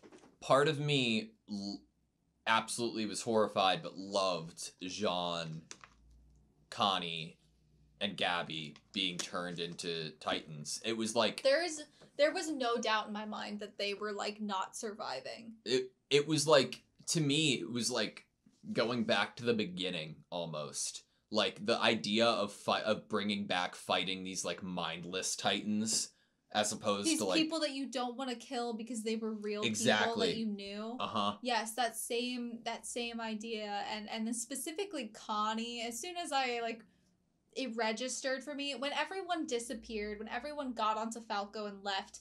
It did not occur to me that at first, as we were panning out, we see Jean and Connie really small as soon as we like took off on Falco. It did not occur to me that them being there meant that same thing. In my head, for a split stupid second, I was like, oh, so are they there so that they will be the ones slaughtering all of these other family members?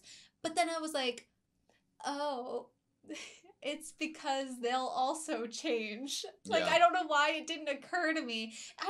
That's exactly it. It didn't occur to me for some reason in that moment that characters that we've been with since season 1 aren't safe. would change like that. Yeah. Would change into a simple-minded Titan like that in the end episode. Well, thankfully they changed back, right? Yeah, I know, and that also did not occur to me. I was like, once they were changed, I was like, that's it. Oh my god, we killed John and Connie. Sasha already died. They're gonna join her. It's unfortunately good, I guess, narratively, but then thank goodness. I wonder. I'm much happier for this. I guess there are no Titans left, right? Because, like, even Connie's mom was changed back. Other than Connie's mom, because everybody else was killed in the clearing after, you know, those walls were met and when we were getting to the beach. But I was gonna say, like thinking of those, like, just random, like, straggles, like, in the wild. Maybe there was one that was missed. Would Eren have turned them back into a human? It seems like everyone just woke up. Yeah. Almost. Wild. This is hard. It's hard to talk about in such specific detail that I'd like to as well. It's hard to remember 124 minutes worth, or an hour and 24 minutes worth of, you know, content. I think we remembered a great deal of at least the things that stood out to us, or maybe, I don't know, maybe not everything that we should have thought of, but I think we've thought up a great deal. I think I did a pretty bad job at writing notes. I didn't want to take my eyes off the TV. I didn't want to miss anything, so I, like, scribbled a bunch of stuff. And How many pages did you take up? Oh my god. Let's see. Okay, we're gonna count the pages. If I can get to the first one. Okay. 1, 2, 3, it's 4. How many pages you went through? 5, 6, 7, 8. 8 or 9. Yeah, and you, like, scribbled, so there's maybe, like, 5 words on each page. Yeah. God. I see. I kind of did that. I open it so it's 2 pages, so that, like, I don't want to because I don't want to, like, look down. Your notebooks are bigger. Here, hold like the size of it up, right? And I don't want to, like, accidentally write on top of something I already wrote. Yeah. So I make sure it's 2 empty pages spread out, and because I don't want to have to look down. That's fair. But you were like, oh shoot, my book's smaller. I need to just keep flipping pages every time I want to write something down.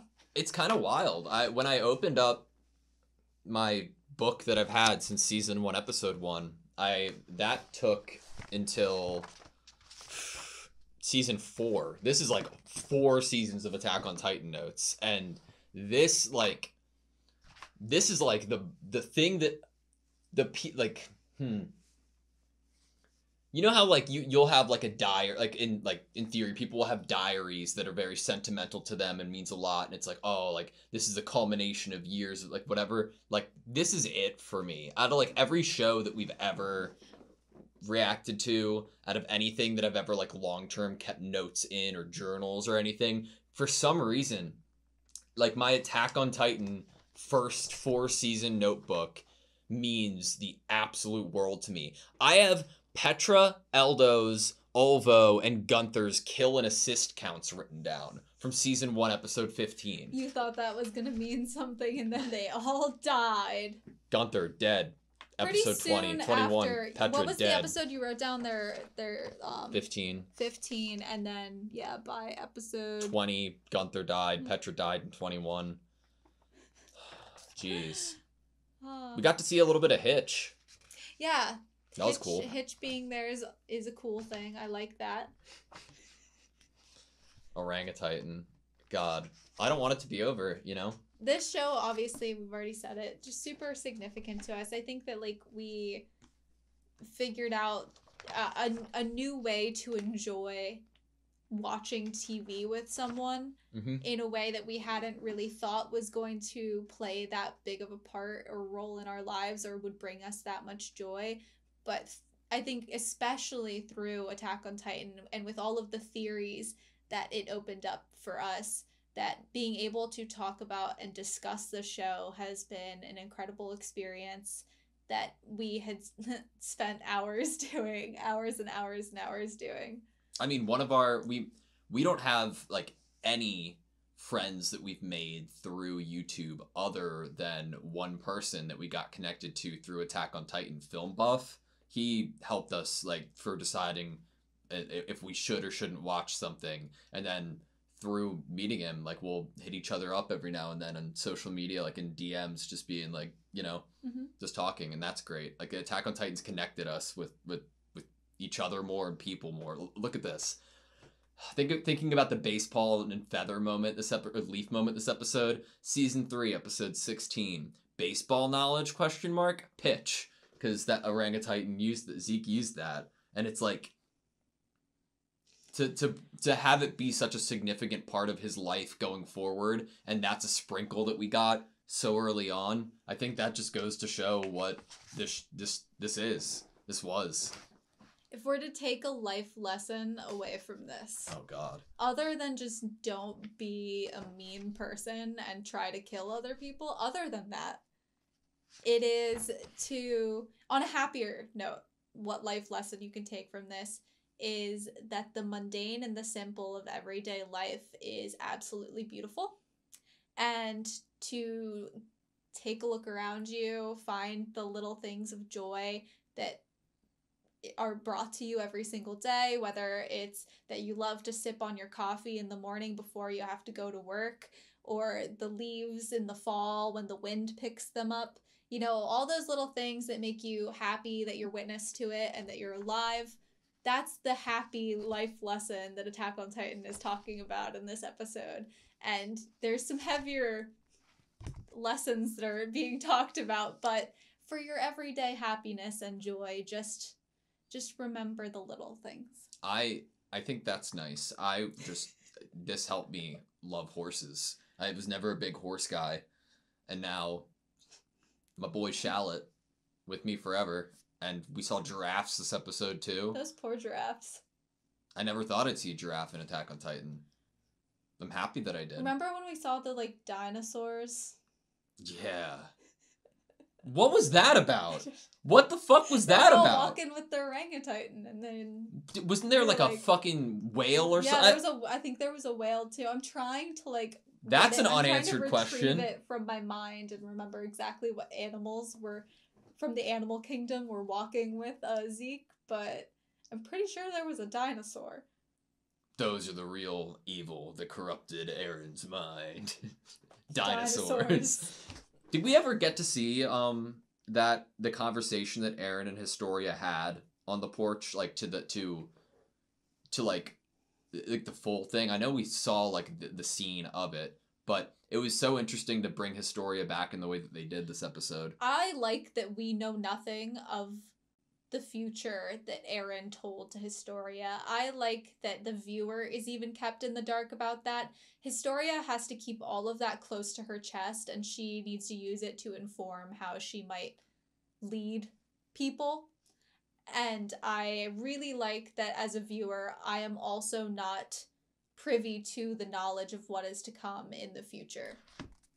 If you could rewatch one moment in this show for the first time over again, what do you think it would be?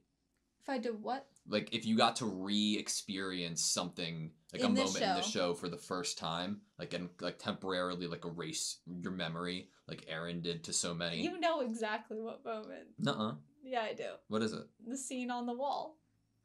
That's fair. With Reiner and Berthold. I think I often forget how significant that episode was for me. The level of happiness I had from that episode was immeasurable. I think one of my favorite parts of that episode too was the animation detail in transformation that you could see the silhouette of their faces, Titan forms. In the Titan forms. That was absolutely fantastic. I love it. What did you think of the choice of how they did the outro?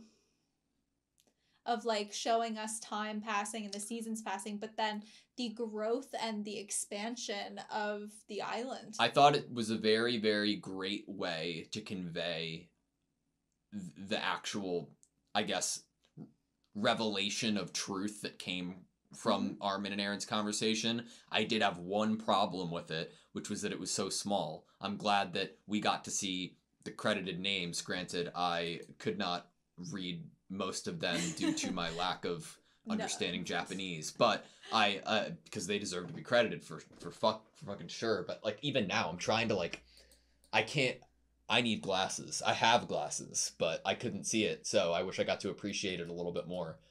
I might zoom in and rewatch it at some point. Because I think that you're right that it might be Jean. I definitely, like I said, we didn't get to hear what Aaron had told to Historia for the future, but we do, in a somewhat way and a pretty clear way, get shown in that outro sequence with the credits what the future has in store, even if it is after the passing of our characters. I think a good way to end the discussion even for now, because again, we've talked about making future Attack on Titan content. I would love to. The last scene that we got, the full screened animation of the boy and his dog walking in the woods to the tree. What was your take of that? I love how at the end here we get it, but we also have it while our characters are still alive. This idea of how nature reclaims, buildings that have been lost to time. The landscape had dramatically been changed by the footsteps, but then we saw grass growing back and we saw people replanting trees. And then here we have all these buildings that were around the tree that have been overtaken by wilderness. And there's this mystery here, this overgrown environment that is filled with unknowns and maybe secrets of a past, a history of people that you might not fully understand. What do the history books even say? Because our crew talk about the history books. Jean brings up like how he wants the history books to depict him, and Reiner's like the horse books. That's this idea of this is like the actual ending is so beautifully profound, because it's like how limited your life really is. Like Zeke says to Armin, like, oh, don't we all die? And I think that this is a great way to show that, is that it's the cycle of life. You cannot get in the way of it. You cannot truly actually stop it. Yeah. And that nature will one day come in and reclaim what was once its. And that, what does the history books even say? Would you even make it in them? How would people in the future even remember you or understand why you did what you did? And we don't have no idea of what this boy's knowledge is of the past. I was trying to look at like every aspect of his clothing and what he was wearing and what he had to see if there's anything that like we could latch onto for just a piece of history. Like obviously we see something that resembles a scarf. I love that on the staff, the walking stick, whatever you'd say, it's almost like a combination of technology, right? It's like a piece of wood for sure, but there's like little rivets connecting the strap around him. I think that's really interesting. It just seems like God knows how long's passed, and we see the tree, and and him walking into it resembles that of Ymir, right? Mm-hmm. But unlike Ymir, I don't think is at a point of needing to evolve to survive, or multiply to survive. He is surviving. But it is open-ended at the same time, that you don't really know. He's entering into a similar situation that Ymir did, but in a different circumstance. But we also have that unknown of truly not knowing if this power or this capability could ever come back but be born from a different founder. Interesting. I think inherently my immediate response would be like, no, it's gone forever. Aaron got rid of it. But based off of the language they used to describe this episode, the creation of it, from Zeke's perspective, that does lend itself to like, okay, maybe it wouldn't look like Titans, but the idea of that multiplication or evolution from the need, and this in touch with heaven, this in touch with something not of this plane of this world, there's death. Something spiritual there about this going into this hole in the tree that I think leaves us in this open-ended place of we could never truly know if there's anything that this person would encounter inside that tree and what that would be. It's a cute dog. It is a cute dog. Okay. I'm sad. It's fair. I'm sad too. I wish I could rewind to even. I wish I could rewind so we could experience it all over again. I wish I could rewind just experiencing this again. Okay, just a quick question if we're ending. What moments do you think on a rewatch would still have you crying? Even though you were rewatching them? I don't know. That's a great question. I mean, there are a couple moments that I think that I think that it'd be hard to like try to actually make a list now because I'd be scared that I would skip over a few that I know would. Well, yeah, but you can just have fun and think of just off the top of your head. One of the first moments that comes to mind is Historia slapping the needle away at when one of my favorite songs in this entire series plays, Underground, like and rejecting that from Eren, you know. Mm-hmm. I that was one of my favorite moments. That was one. I remember how much you loved that moment. I think that on a rewatch, the significance behind I don't know if it would make me cry again, but it just was one of the things that popped into my head was Eren's mom dying. Now that we know, because he literally said in this episode that him having that happen, but more so his reaction to his mom's death there, it would probably be that much more painful knowing that he made that happen or willed that to happen. Yeah. But my mind had originally gone to, because of recency, Hanji's death. I think I would probably still cry again on a rewatch of Hanji's death from Special 1. Sasha's death fucked me up. Sasha's death. Marco was like the character that we kept talking about forever emotionally. You know what? I think the Marco death would really fuck me up because we saw it. We got to see what happened. Yeah. I think that would really fuck me up. Like, see, because we got to see, like, Annie in the air almost hesitate. Mm-hmm. Like, and Marco is, without being named, he is brought up in a sense in this episode with Jean and Connie's conversation about the burning of the bodies. Yeah. So he and that first battle that they ever fought as scouts is brought up, and the pain that they felt, but also what they decided on in their hearts in that moment. I think the path they chose. I think I'd probably get emotional and cry at hearing Erwin's speech again. Erwin's charge. Yep. Definitely, I think that could make me cry again. And that tasking Levi with this goal. Mm-hmm. I think that you'd. Here's one that I don't know if it would. Because I think that I don't know if I would because I know how characters in the universe feel about it. And so then that might limit if I would cry again. And that is the choice between Erwin or Armin.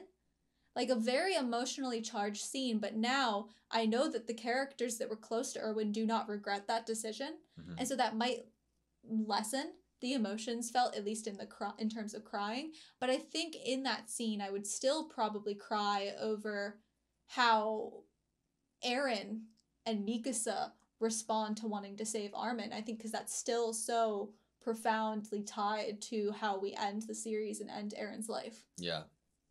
That's a fun question. One of my favorite moments, just because we're like reliving a couple, I legitimately cannot. I feel like one of the prime examples of how stupid I was watching this show the first time and how much I missed. I legitimately didn't suspect Ymir for a fucking second. And I think that on a rewatch, I'd be like, how? Like, what the fuck, Ben? Like, you're so, like, because when that happened, when she jumped off that roof, I was dumbfounded. I couldn't fathom it. We don't even get to see her die. We just get told that she was basically sacrificed to Galliard, you know? Like, we don't even get to really see that. And it hurts, but I think it's also, I appreciate it because you shouldn't show every death on screen. Mm-hmm. I think that's really awesome to not show every death on screen and to have deaths be mourned and grieved in different ways of like silently passing. It was in the future that we really got told about it. It was like a couple years had passed, you know, and we have characters thinking about it or talking about it. And we knew the moment that she went with them what it meant, but I don't think that really was like you feel it in your bones and your heart. Like this means this and that means she's dead, you know? So I think that I really appreciate that not every character had this like on-screen death. There are a lot of different ways that death was shown in this series. One moment I think that would be mind-blowing seeing again was Erwin telling Eren, like, who do you think the real enemies are? Oh, when he came up behind him, yeah. Like, how the fuck did, like, he's talking to what could be considered the real enemy, depending on how you look at it, right? Mm-hmm. Jesus fuck. I don't know, man. I want to rewatch it. This is the ending that they all gave their hearts for. Dub or sub? If we rewatched it? Mm-hmm. I'm interested to hear what the dub voices are, and I think it could lend to maybe hearing something in a different way than we previously had understood it. And it could just be cool because it's different on a rewatch. I would not, I think I'd be a little judgmental about voices, and I don't think that's a bad thing. But no. I'd be curious to see what the voices would really be like. Well, of course we'd be judgmental possibly of voices when we've lived with these certain voices for these characters for, you know. I also wonder what the translations would be like, because I think, like, in my experience, I mean, sometimes I think dubs are either one, easier to understand because as an English speaking viewer, because of it being filtered through a translator, right? And the meaning of what was actually intended or said by a Japanese voice actor or subtitles is trying to be reworded in the easiest... In a way that also sounds like it would actually make sense that someone would verbally say this and not just be written at the bottom of a screen. But on the opposite side of the coin, you can really fuck up dubbing and trying to convey the same meaning. It could be like... It might lose some of its, like, poeticness or the profoundness. Or that's not how they really meant it. That's not how they really intended it. No, you're simplifying it way too much, you know? A certain word could have multiple meanings, and the wrong meaning could have been chosen as the, like, focus. Yeah.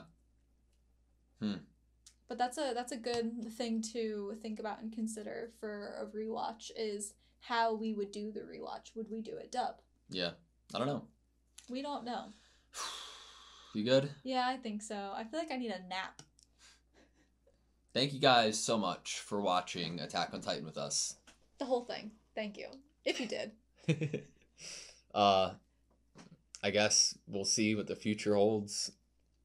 I wish we could do like the credits and like a montage of like clips of the future of like this room, it decaying, you know, like decaying over the next like hundreds of years, like does the autosave room like change at any time, or the things being taken off the wall behind us? Well, it's already changed during our watching of Attack on Titan. How many times? We've moved a few times, and I think Attack on Titan spanned quite a few of those times in our life. We moved twice, I guess, right? Since starting the channel? Yeah. 3 times. No, well, we were in one place. Moved to another. Then we moved to another, and then... So 3 places, but moved twice. Yeah. Yes. So, we started Attack on Titan in the last place we were in. Okay. Right when we moved in. I think that we still had boxes in the corner when we recorded the first Attack on Titan episode. No one would have known because of creative camera angles. Did you know that there was a shelf above us? No! What else is in here? We have to keep our secrets close to our chest. All right, you good? Yeah. Thank you guys so much for watching this video. Please like, comment, and subscribe, and we hope to see you next time.